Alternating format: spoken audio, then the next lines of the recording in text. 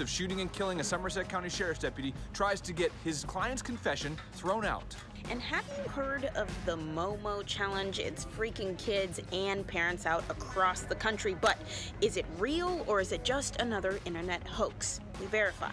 And being at one with your pets. A new study suggests that our pets can actually take on the personalities of their owners. We'll tell you about it. This is News Center now.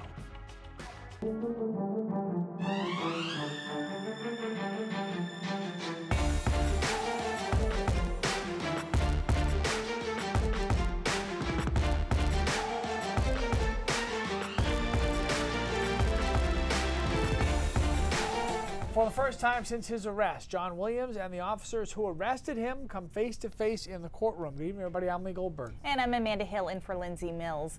Today's hearing is a motion by Williams' attorney to get his confession that he killed Somerset County Sheriff's Deputy Corporal Eugene Cole thrown out, claiming officers beat and coerced the confession out of Williams. Chris Costa was inside during the testimony today and has more. Yeah, Lee and Amanda, this is the first time we're getting a very detailed account of how officers actually arrested Williams after that nearly 4-day manhunt back in April. The officer who arrested Williams testifying about how they captured him.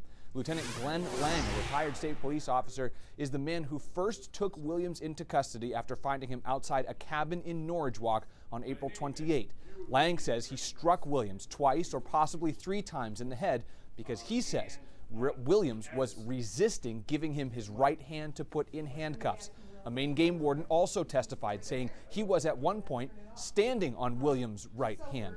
Lang said Williams did comply when they told him to get down on the ground when the search team first encountered him. Lang said Williams tucked his chin down when they told him they needed to take a picture to identify him. So Lang grabbed Williams by the hair to show his face for the photo. Williams' lawyer says the inconsistencies in the accounts of the arrest could help their case. My argument would be that the inconsistencies go towards the credibility. People are... I think that the officers, nobody wants to get in trouble. And so, that's going to be my argument. Whether the judge portrays that or not, or buys that or not, I'm not, I can't say. But Mr. Williams will most likely have a different story, and then the judge will have to decide who he believes.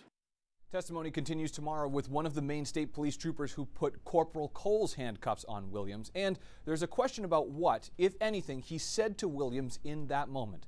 Coming up tonight on News Center Maine at 6, more details, and you'll hear from the officer who first arrested John Williams. All right, Chris, a lot of people obviously paying attention to this. Yeah, for sure. And it was a controversial photo. Sure. Which is a lot of conversation has gone into the arrest, how it happened, and what led to the confession. Absolutely. Right. Thanks, Chris. Costa, thank you very much, sir. All right, totally switching gears to something not really controversial. I was going to say, where are you going with this? I have my days. But hey, Keith, look who's here. Keith is very controversial, I would argue. We're putting the band back together. Keith, look, it's Amanda. Hey, buddy. What's up? I thought we didn't let quitters back. Or I guess I shouldn't say that. Fine, you do you. Wow. Yeah. Do you. He's so mean. Hi, Amanda. It's good to see you. All right, satellite, clean day today. Really nice day. We have one more sunny day tomorrow that looks pretty nice. Temperatures right now chilly. We really didn't get all that warm today, but we're in the upper 20s along the coastline, teens into the mountains. Down East Maine is kind of more of the same. It's 24 in Bangor, 15 in Frenchville. Despite the sunshine, again, we stayed below average through the day today. Tomorrow will be a little bit better as far as that goes. It's mostly sunny like today was, but we do better temperature-wise. We get into the mid-30s along the coastline by tomorrow afternoon, probably right around freezing inland, and upper 20s into the mountains under mostly sunny skies. And then Saturday starts off sunny, but we see clouds increasing from southwest to northeast, and a storm system approaches us. That's the crux of the forecast for the next few days, is that we have 2 storms we're going to be watching very closely. The first one comes by on Saturday afternoon and Saturday night, and that's going to be offshore, but as you can see, it's very close to us. So we put in a little bit of snow shower and light snow activity along the coastline. The more intriguing storm, though, guys, comes in on Monday, and as of now, could be our first legitimate nor'easter of the year. Lee, continue your incitement, please. Dude, we need to talk. All right, in the news, Patriots owner Robert Kraft has pleaded not guilty to solicitation of prostitution charges in Florida. Kraft's attorneys filed paperwork to that effect earlier this week.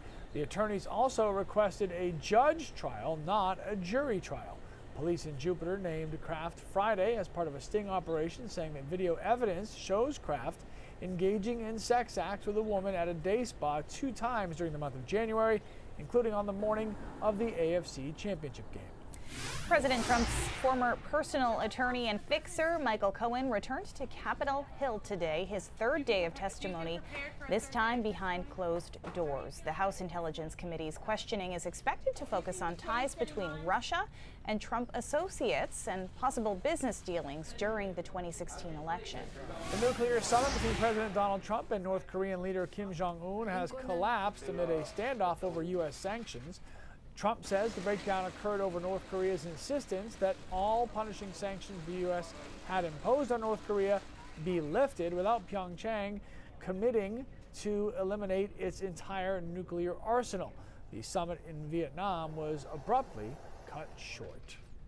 Well, it's been spreading like wildfire on social media. You guys maybe have seen this. It's been scaring parents and children alike. It's called the Momo challenge, and if you search it anywhere online, you'll find some pretty disturbing images of a woman named Momo who looks like something out of a horror film, who allegedly appears in YouTube videos and then instructs children to hurt or kill themselves. Creepy story and creepy face for sure, but parents everywhere have been speaking out about the challenge itself.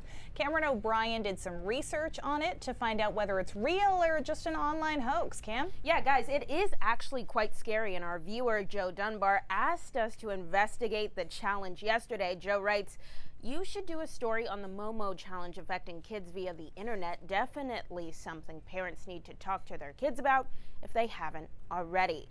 So here's the bottom line.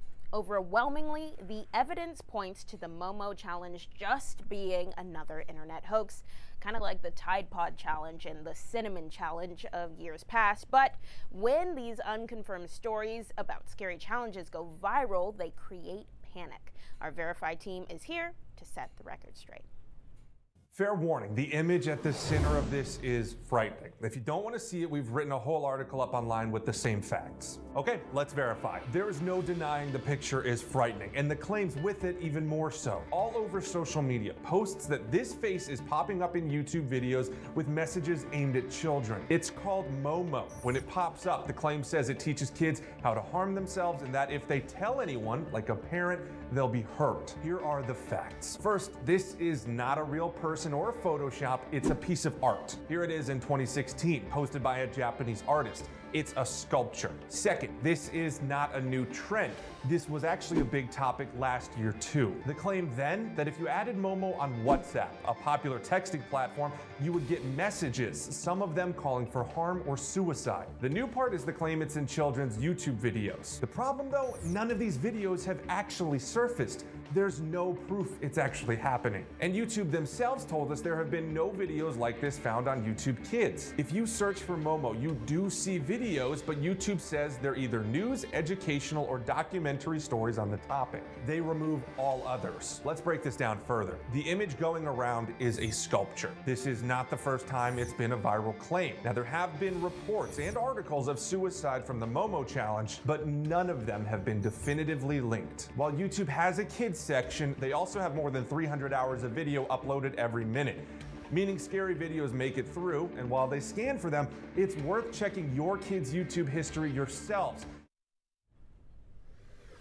All right, so the Momo challenge got folks talking on our News Center Maine Facebook page. Brittany Lynn Perillo says, "Who is letting young children watch YouTube unsupervised? Supervise your kids, please." And then Kurt Susie says, we're going to bring Kurt up.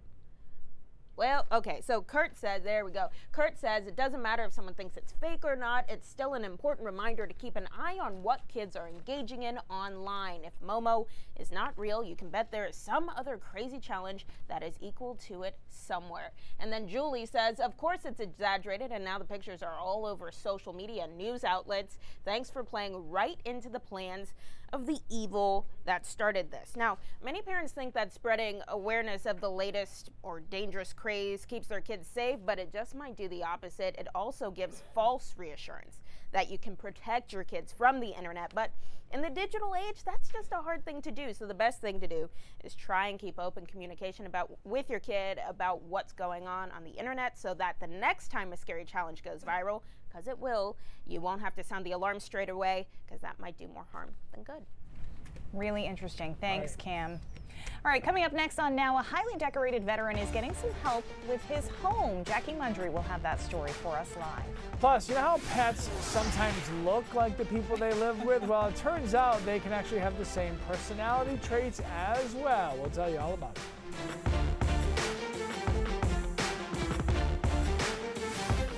If you needed video, you could have just come home with me and Jackson. That is true. What's going on, guys? Hello. Hey, Keith, somebody had a question. Where was it? Where did it go? Leo had a question. You saying it's a heat wave tomorrow? Saying it's a heat wave tomorrow? It is actually very warm. Hey, Keith. One of our viewers is remembering that there was a time when you quit and you came back. So why are you giving Amanda a hard time? I just Hey, did you point it out. live in Atlanta? Did you ever live in Atlanta? Okay. He really did? We like to mess with Keith. Lee, I just saw it. We can get anything on Teddy's Twitter thread there. Yeah. I told him to stop being a dirtbag. Well, I just asked a question. So. But he's being a dirtbag. I haven't seen it. Yeah, Joe, thanks for weighing in on that. He's being that fan. No, it's. I mean, yeah. But you guys having an inside conversation over here. No, it's just. Brenda says no more snow. The Twitter. Brenda, girl, we're gonna have more snow for Okay, sure. is that storm? Let's seriously, real talk. That storm that you think is coming on Monday or whatever, it's gonna miss us, right? I don't know, man. Come on, it's He didn't- Thursday. He Call didn't the lock ball, it in Maverick. yet. It'll be the one for you. Maverick, Lock it in. call the ball. Okay, It's but Thursday. you're thinking Sunday night, Yeah, well, late Sunday night. so it's gonna be a Monday morning commute. Heard the storm? What? Yes. Take one day off and this is what happens. Yes. I mean, when are we gonna know? If we don't know on Thursday, when will we know? Will we know tomorrow? Sarah says we'll know when it happens. I don't like her. I feel like I'd like to know before that. So no school on Monday? Is that what you're saying? 3-day weekend? Are you calling no school on Monday? No school. Call it off. 3-day weekend for everybody? What is this noise? What happened? Okay. What happened? I don't know. We have a I have no idea Q&A? what we're doing. Slide to the left. Slide to the right. Crisscross. Apparently we have a, Clap your hands. oh, we do have Oh a, yeah, good times. Here we go. we often hear about U.S. veterans who are homeless or struggling to make ends meet. Yeah, but there are organizations out there across the country, here in our state, they do assist, at least their best, to assist the vets who are in need. Our News Center's Jackie Mundry joins us from Plymouth now. Tell us about a Vietnam veteran who got a very special gift today. Hey, Jackie. Hey guys, today I was able to meet David Goffrey. He lives right behind me in Plymouth, and him and his wife needed a little help on their roof. Godfrey was a Vietnam veteran. He's a Purple Heart recipient and a Bronze Star recipient, so highly decorated veteran, but the two of them needed a little help on their home, and their roof was leaking, and they just didn't have the money to make ends meet and to get another roof. So David, as a veteran, became aware of a nonprofit called Maine Veterans Project and got him in touch with the right people, and so he could get the roof that he needed, and they did that today. That's awesome. How did they make this happen, though, and how long did it take? So I guess it was a year in the making. It was a lot of the right people talking to the other, right people. And, it came to be today. They did it from start to finish. They got here at 8 o'clock in the morning, and the last truck actually just drove out probably about 10 minutes ago. So they've been here all day, a hard day's work. But really, with local businesses and people donating funds and supplies, they were able to make this a reality today. All right, Jackie, thank you so much, live in Plymouth. All right, we are going to take a break. When we come back, we are looking for chocolate lovers. Anybody out there love chocolate? We've got a dream job just for you, but there is a little bit of a catch. Yeah, shockingly. And Keith Carson has his full forecast when Now continues.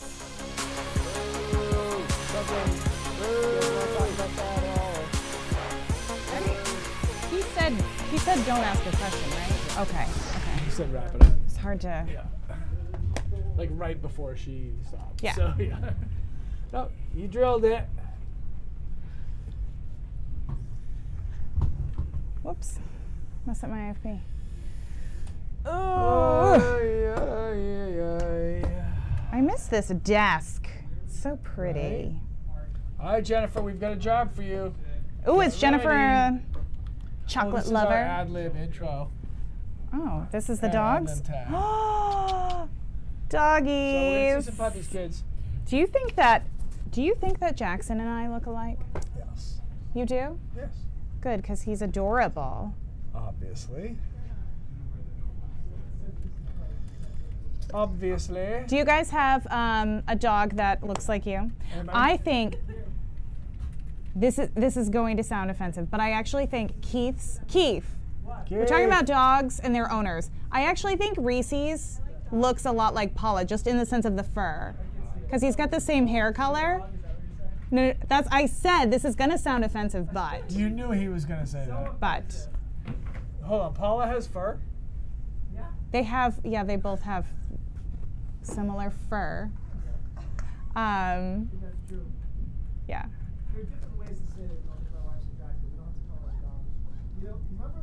I'm saying they're both attractive. Remember when I first worked here? Yes. Yeah. Vaguely. Wait, did you work here and then leave? And then come back? Was that a thing? What show were you on? Was it Weekend Mornings? We're in the newsroom. Liam, spin that. What? We're in the newsroom. Oh, we are? Yeah, you don't need your thingy. Oh, because we're ad-libbing. Okay, bye.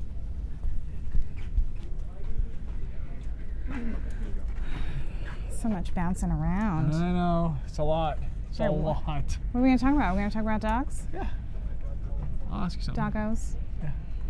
I'll say something, then you say something, then I'll say something. Okay. Deal. Did you see my picture on Facebook this morning? No, I'm on a self-imposed Facebook hiatus. You are? Yes. Don't you need to be on Facebook for work? I really don't. There's nothing that I need to see. Yeah, but you don't have to post things on social media? Well, on my work page I do. Oh, but you... But I just post stuff. I don't actually... Because you don't can't read the comments. anything on your... Good on you. No, because it's usually just pictures of my kids. Here we go. All right, you know how some people either feel like or actually do look like their pets? Do you have this issue with your dog? I don't know. I think my dog is way cuter than me. But sometimes you can see like the owners and the pets actually morph into each other. I've totally seen that. Right. Yes. So apparently they can, spending enough time with each other, they can actually act like each other as well, which is a real thing. So check this out. Okay. Dogs are man's best friend, and new research shows that our pups' personalities mimic their owners. If you're stressed, so are they. Feeling calm and relaxed, Chucky will be chill as well. Research from Michigan State University spanned 2 months, and over 1,600 dogs from over 50 breeds were monitored. The study showed direct correlations between the dogs and their owners' personality similarities. Lauriston Crockett is a pet health and longevity expert. Then the dog has the capability of spending time with us and picking up on our personality traits, knowing if we're anxious, if we're happy, if we're sad. And these animals spend so much time with us, they actually pick up on our personality traits. So what does this mean? Don't let Fido see we're fussy as to not make Marley mad? Not exactly. But at the very least, be aware and know Winnie is watching. You know, all dogs are derived and have the DNA of wolf. And so you actually are the pack leader in the home, and you're going to lead the situation from personality to energy to feeding and having a lot of fun. So these animals will always follow your lead.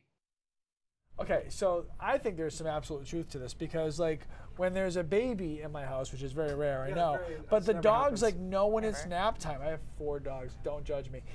But they all run upstairs like before nap time even is about. They know like They that know. it's nap time, and they're up there waiting like, let's go nap time. I was So, going to ask which of your 7 dogs has taken on 4 your personality. dogs. 4 dogs. 7 kids. By the way, you scared me today. I think it was an anniversary announcement or something, but I thought you were having another child today. It's my wife's birthday. Okay, birthday. Happy birthday, Happy Karen. birthday, Karen. no, But no you more can see babies. how that picture made me be like, I agree. oh no way, and then I was about to have to pay Liam out $100. This Hold on, is there money on this? Because we can make this happen. they were under a year apart. It was $100. Don't push this, Keith. All right, 28 in Portland today, 26 in Lewiston, and 24 in Bangor. Beautiful day, but it was cold in a lot of spots, and we started with snow over southern Maine. Overnight lows will be very cold, below 0, not too far away from the coastline. 9 in Portland, 4 or 5 in Wiscasset, 7 in Rockland, and then well below 0 again. Caribou 6-7 degrees below 0 by early tomorrow morning. It starts off cold tomorrow, but because of our satellite, you can tell we have one more nice day with high pressure just dominating enough to give us Friday and at least, I guess, the first couple of hours of Saturday as well. Hour by hour forecast shows the temperatures drop quickly tonight, so by early tomorrow morning, it is a cold start, but we should be mostly sunny through the day on Friday. Temperatures get into the mid and maybe upper 30s along the coastline, right around freezing farther inland, and only into the 20s into the mountains, but comfortable enough with no real wind. Saturday, we start with some sunshine, but clouds increase from southwest to northeast. This is where it gets more interesting. So we've got 2 storms that'll be coastal lows to watch for Saturday night, and another one on Monday. So pretty close back to back. The first one on Saturday afternoon and tonight does look to miss us. The storm, the bulk of it, will miss out to sea. However, as you can see, it's really close on the northwest precip shield here for a little light snow along the coastline. So right now I've gone with snow showers along the coast, but if this thing backs in at all, we could be looking at an inch or 2 along the coast for Saturday afternoon and Saturday night. Not a big deal either way. Inland locations get nothing, and we're quiet on Sunday. Okay, here comes our next storm, Sunday night, Monday. This one is more interesting because it's a little bit farther to the west. It's stronger. It's not as progressive. And so at this point, it parks itself over the Gulf of Maine on Monday.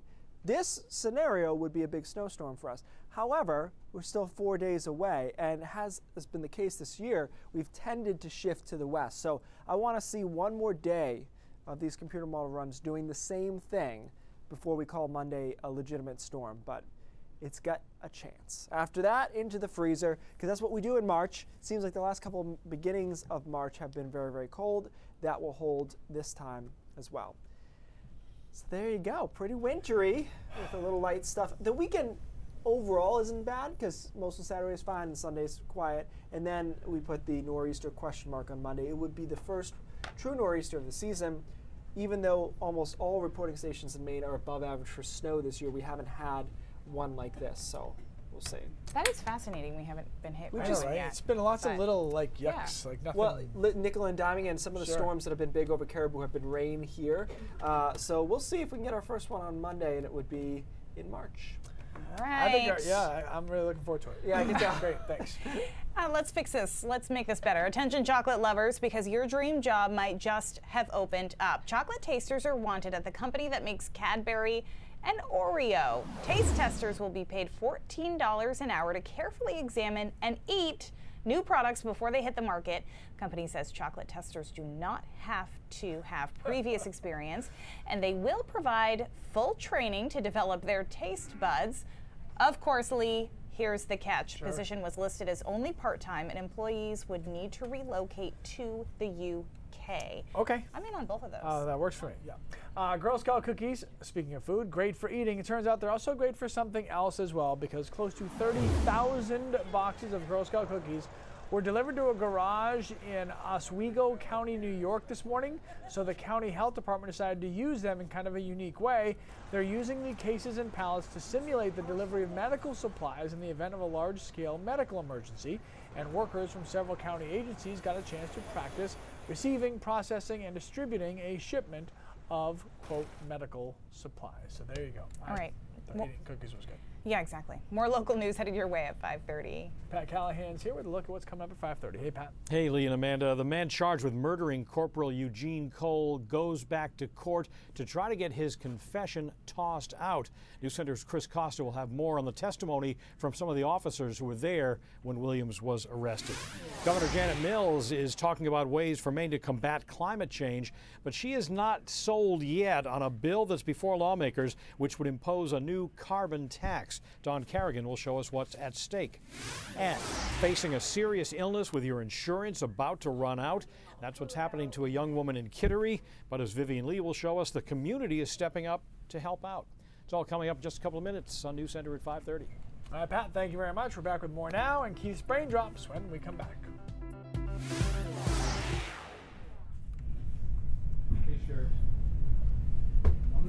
What? I'm not sure what that was. That was probably not for us. Lots of happy Missy, birthdays. don't give up yet. I know. I just was thinking, do we need to reschedule plans for Monday? I know, I was already thinking about that. So. You would think we'd have like a heads up from the weather team I'm that gonna we wait work till next tomorrow. I want to year. take one more look at this model and I want to see what it says. So I'm not ready. I'm not ready to lock it in yet. Okay. I'm not feeling like Okay. it. That's I feel fair. like this one, I got a bad feeling about this. I don't think we're going to get lucky on this one. I don't know why. I think we've been lucky enough. You think, yeah. I think it's going to actually hit us. It's going to be annoying. Oh, don't say it, Jennifer. You gotta tell the down a little bit now. It's going to be annoying. Hold on. Yeah, it's been a cold winter. And Jesse's it's saying, March. March is tomorrow. Like, come on. what is happening? March, dude. You know March is like, anything right here? you know, baseball. Nope. Not me, Bob. I know, I forgot tomorrow's already March. I almost forgot. March is always the worst month. I think it was It's Kevin Mannix who you used to feel like say, it's supposed to be spring, but it's never spring. right. And April is a winter April's month. A waste. Yep. What good happens in March? I feel like it looks weird. Basketball, NCAA basketball tournament. One of my kids' birthdays is in March. That's good. Love March Madness. Well, to be fair, at this point, you could have like a kid birthday in St. almost Patrick's every Day. month, It's not- right? No, we only have 1 month where we double up. So everybody actually has their own month. Well, that's Except nice. for February, the shortest month. We have 2 in February. Spring skiing, guys. Good March. Yeah, plenty of snow in the mountains. Do you need a 2-shot? Mm-hmm. Mm-hmm. We're gonna start. Snowmobiling? There you go. Are we Bill. doing the cats first? And okay, is that a what's snapping them? So I don't need the prompter then? Okay. Is there Although a there's- prompter for there's- raindrops? There's info. Oh. Okay, yeah. Do we need that? No, because it's like a. We're not even on camera, so we're just gonna look up here to see. Oh my God! When did that happen? When I complained that we couldn't ever see anything that we're talking about. Okay. Because all the monitors don't. We can't Okay. see them. All right. Look at you. Making things happen, Mandy. Sure know. Have you seen what's snapping? No. Well, I've seen you guys chat about it. Yeah, this is it. Watch. Can open too. Oh man. Look how fancy you yeah. guys Check are. out what's snapping, and we had dogs, so now we have to have cats. We want equal time here, just like the political season. Hanging on to that yarn. Just a full load of yarn Equal right there. time for all Have the at it. candidates. And it's a fake mouse. Oh, it's on a mouse on a computer screen. Oh, this cat's gonna freak. Do you really want your cat Scratching messing up around with your computer laptop screen. though? Yeah, that would make It's a me non-violent nervous. cat, it appears. That would make me nervous. More of she's a not. But anyway, observational cat. Just checking what's it up, out. cat? Before we do this, let's show the tweet that brought this about, if we can. It's a lenticular cloud video time lapse. Pretty cool. I don't know if you guys have ever seen these. They occasionally happen over the mountains, and they are responsible for what we think are some UFO sightings as well, because they look a little bit like. They look a little UFO-ish. If you catch them in the right days in the mountains of Maine, you will see a lenticular cloud sitting like a cap on top of a mountain. So this is how that happens. This is Mount Goldberg here. If you get a temperature of 30 and the dew point of 10, as the air rises, it gets colder, right? Everybody knows you go up higher and it gets colder. In the case of a lenticular cloud, what happens is basically the air saturates right at the top of the mountain as it's being driven uphill. Now the temperature gets to 10, the dew point is 10. When the temperature and the dew point are the same, you create fog, aka a cloud, and that cloud is capped over the mountain. But then when it starts going down the other side of the mountain, you start losing that characteristic. So you no longer have a temperature of 10, say it's 18 degrees, and then 20 degrees, then 30. So you only have this one little area where you can create a cloud, and therefore it sits on top of the mountain. So essentially, guys, when you talk about clouds, it's air driven uphill one way or another, whether it be because it's warm, moist air, or you have a front that's driving it uphill. In this case, it's literally the topography that drives it uphill. You just need the right scenario in the upper atmosphere here to give you that little cloud. And there's some really, really drastic ones that you can see. Japan has some of the best ones. Every once in a while, they'll get one that's literally a cap all the way around the mountain. So if you Google lenticular clouds and hit images, you'll be impressed. I mean, I can't tell you how many times we've talked about the cloud. The Googling the lenticular cloud? Lenticular cloud. Thank you. Yeah, I mean, it's actually it's trending. It's one of the most popular things to Google. All the time. But seriously, it's awesome. What I see here is Mount Goldberg wearing a yarmulke. So I see a bald Mount Goldberg. That's what I see. I saw that too. It's fine. Right. Hey, News Center at 5:30 starts right now. Coming up in this half hour. I know I'm too sarcastic.